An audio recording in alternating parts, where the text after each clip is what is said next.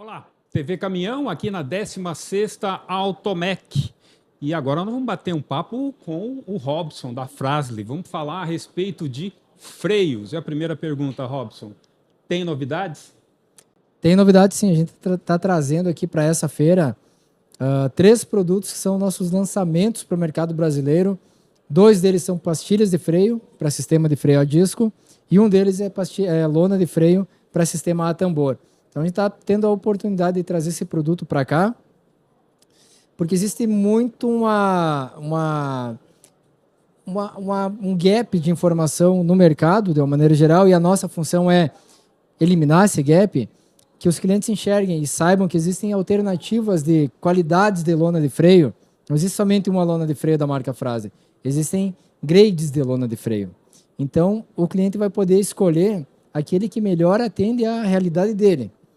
O Brasil é um país enorme, a gente tem lugares de serra, lugares de planície, lugares de maior temperatura, lugares de menor temperatura, então seria difícil abarcar dentro de uma só formulação algo que entregasse o melhor resultado para todo mundo.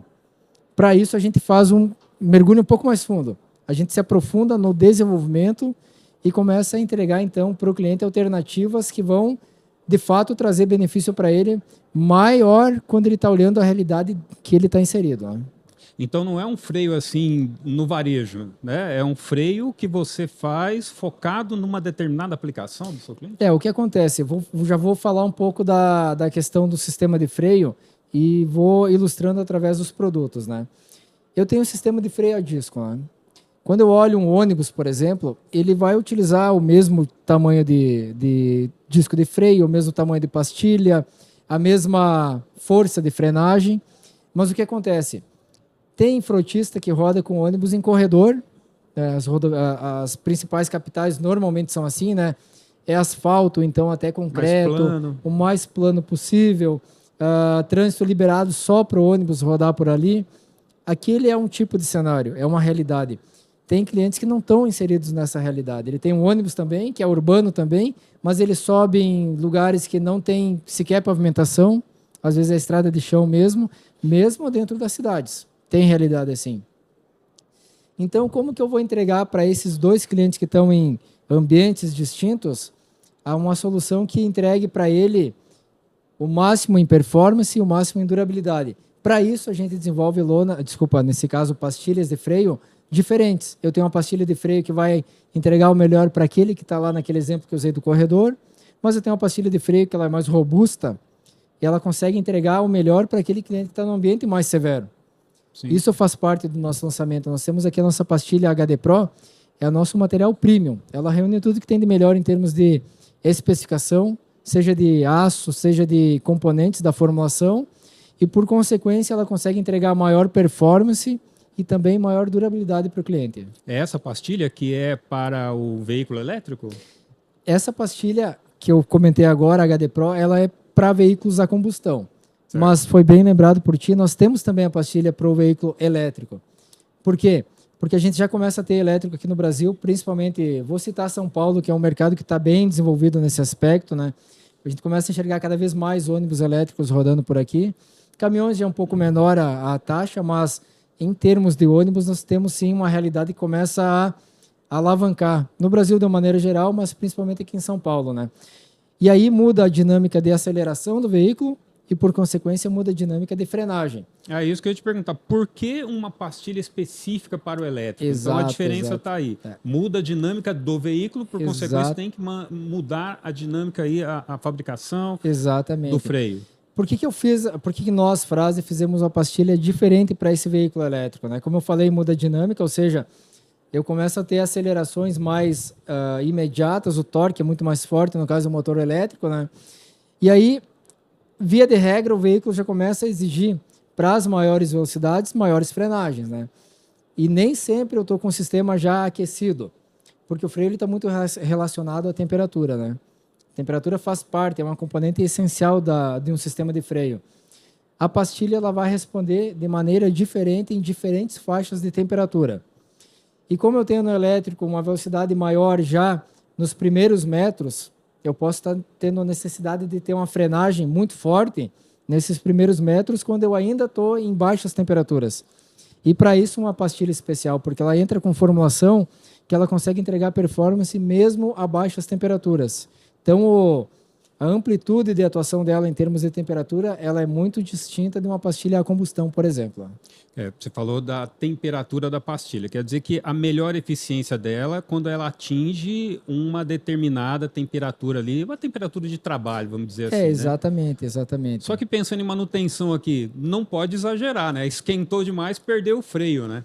Tudo na vida é uma questão de equilíbrio. No freio não é diferente, né? O que acontece? Temperatura demais também é problema. A gente já se deparou com casos onde os clientes, por algum problema de até mesmo o relevo onde ele estava atuando, né, o freio ele acabou aquecendo demais, né? E aí ele acabou mantendo o freio acionado por longos períodos de tempo e não teve a oportunidade de ter um fluxo de ar entre a pastilha e o disco ou entre a lona e o tambor. E essa temperatura excessiva, quando o freio não foi desenvolvido para isso, né? Então o freio não foi pensado para trabalhar a 900 graus, nesse exemplo que eu estou trazendo aqui. Então ele acaba tendo problemas de performance de frenagem quando ele acaba expondo demais por longos períodos de tempo a essa temperatura abusiva, vamos colocar dessa forma. Lógico, existem condições, né? Por exemplo, nós trabalhamos hoje na categoria de competição, onde lá sim nós sabemos que a temperatura, não vou chamar de temperatura de trabalho, mas é muito comum chegar a casa dos 800, 900 graus de temperatura. Então ali eu tenho um produto que foi desenvolvido para isso. Na rodovia eu não chego até por lei, né? Eu não posso rodar 200 km por hora com um ônibus, com um caminhão.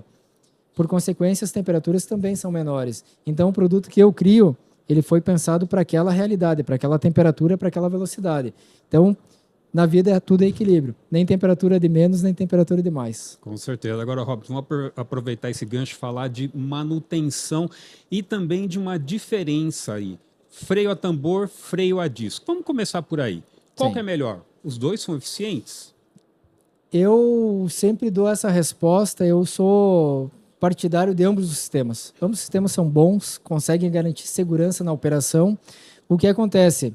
O freio a tambor, ele acaba tendo a necessidade de uma área maior de contato para gerar o atrito. Então, eu tenho normalmente 4 lonas de freio por roda. É um tambor que tem um diâmetro bem grande. O freio a disco não. Ele tem por questão de performance, de eficiência dele, eu consigo ter áreas menores. Então, como que as engenharias resolveram vamos chamar assim, essa diferença de performance entre lona, disco, tambor, pastilha? Melhor, ao contrário, lona, tambor, pastilha, disco. Aumentando ou diminuindo a área. E quando eu tenho o exemplo do freio a disco, eu tenho área menor de disco e área menor de pastilha. Por consequência, eu reduzo o peso do sistema de freio e libero peso útil para carregar mais o veículo. Então, para o cliente é bem-vindo do ponto de vista, ele acaba tendo peso menor naquilo que não é carga, que ele não está recebendo receita para transportar, ele diminui o consumo de combustível e aí consegue, dessa forma, ser mais eficiente, né? O freio a tambor, ele não deixa a desejar em termos de segurança. Acontece que ele acaba tendo um peso um pouco maior, né? Então acaba ocupando parte da capacidade do veículo com o peso do próprio sistema, né? E aí compensa essa diferença de performance via aumento da área de contato, né? Então, por isso que eu digo, não sou contrário a nenhum dos dois modelos. Ambos são muito bons e é importante falar que para ambos os sistemas a Fras está preparadíssima para fornecer o que tem de melhor em termos de lona de freio e em termos de pastilha de freio.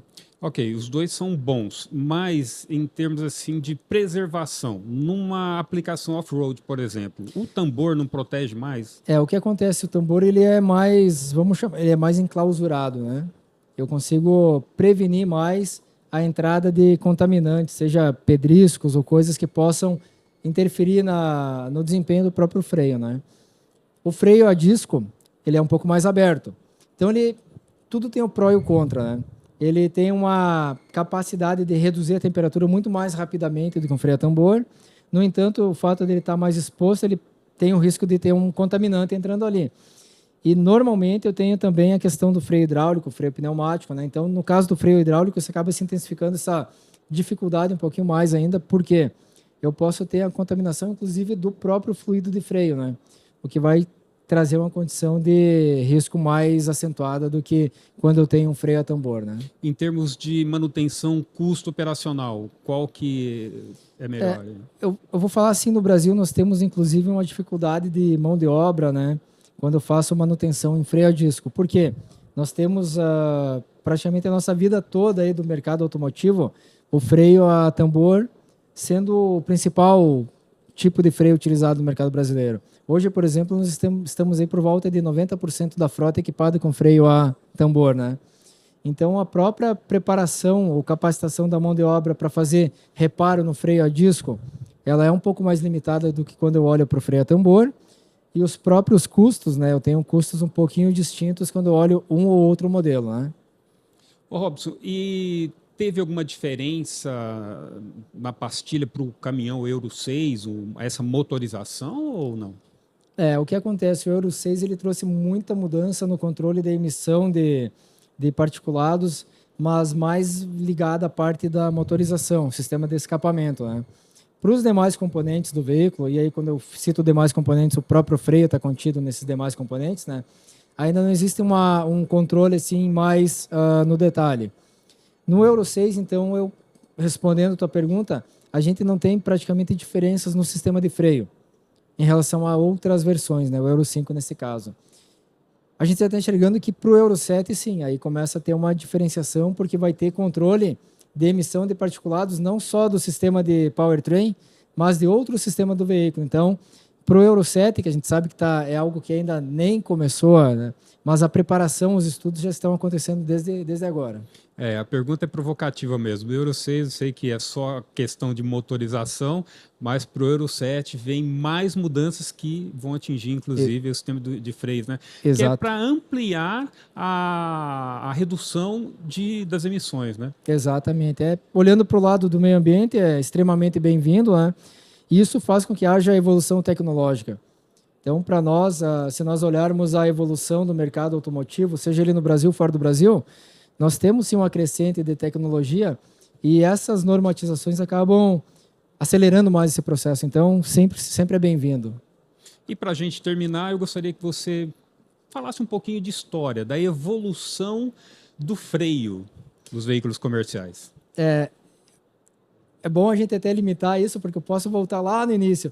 O que acontece? Os primeiros freios, né, ainda quando equipavam carruagens, vou contar um pouquinho da história. Se utilizava crina de cavalo, madeira, materiais assim, que estavam mais à mão na própria natureza. Isso mudou muito. Com a entrada dos próprios derivados de petróleo, nós começamos a ter, né, a oportunidade de criar materiais mais adequados para gerar frenagem, para gerar atrito, né? De lá para cá, muita coisa mudou, né? Então, eu saí lá de materiais arcaicos e hoje eu estou com materiais que são pensados, existe uma engenharia muito forte por detrás.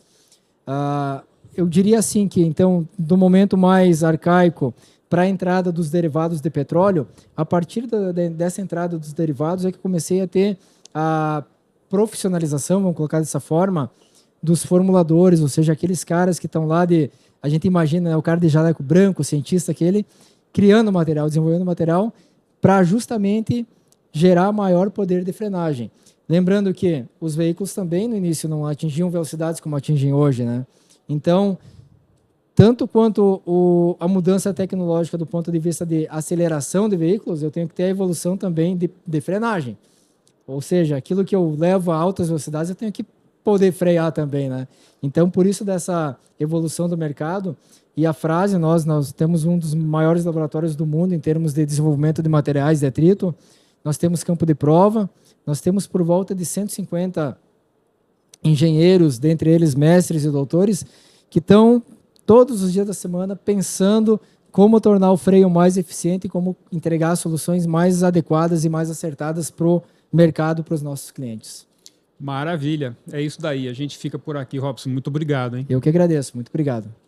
Muito obrigado a você que esteve acompanhando até agora e se gostou do vídeo, já deixa o seu joinha. Se não é inscrito no canal, se inscreva para não perder os próximos vídeos e até a próxima.